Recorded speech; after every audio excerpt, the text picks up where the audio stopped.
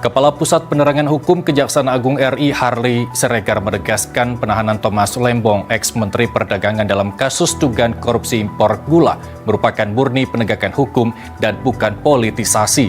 Sebelum dinaikkan statusnya menjadi tersangka, Tom Lembong telah diperiksa Kejagung sebanyak 3 kali sebagai saksi hingga dilakukannya gelar perkara.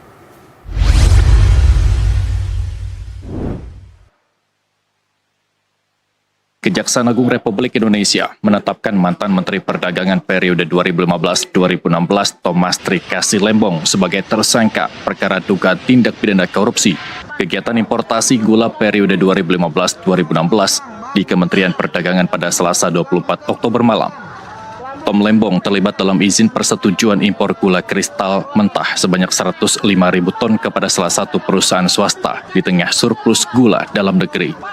Saat ditemui di kantor Kejaksaan Agung Rabu siang, Kapus Penkum Kejaksaan Agung Harley Siregar menegaskan penetapan Tom Lembong sebagai tersangka adalah murni penegakan hukum dan bukan politisasi hukum.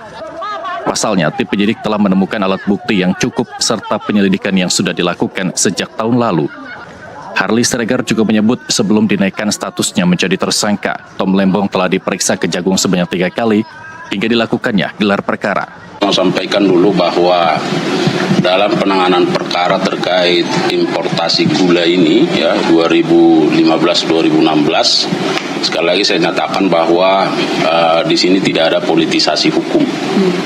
Ya, tetapi murni ini penegakan hukum, bahwa terhadap penegakan hukum yang represif tentu harus dimaknai terhadap pemenuhan adanya bukti permulaan yang cukup. Bukti permulaan yang cukup itu harus dilihat atau ditemukan dari setidaknya 2 alat bukti. Itu supaya clear ya, karena ada pertanyaan melalui rekan media, kenapa harus sekarang? Saat ini tim penyidik Kejaksaan Agung tengah mendalami kasus ini terkait dengan aliran dana yang diterima Tom Lembong serta keterangan sejumlah perusahaan swasta yang ikut terlibat dalam importasi gula tahun 2015. Sementara kerugian negara yang ditimbulkan akibat kasus ini sebesar 400 miliar rupiah. Mantan co-kapten tim kampanye Anies Mohaimin ini telah ditahan Kejaksaan Agung di Rutan Salemba, Cabang Kejaksaan Negeri Jakarta Selatan. Dari Jakarta, Maulana Iqbal, Sebastian Pascal, jurnalis NTV melaporkan.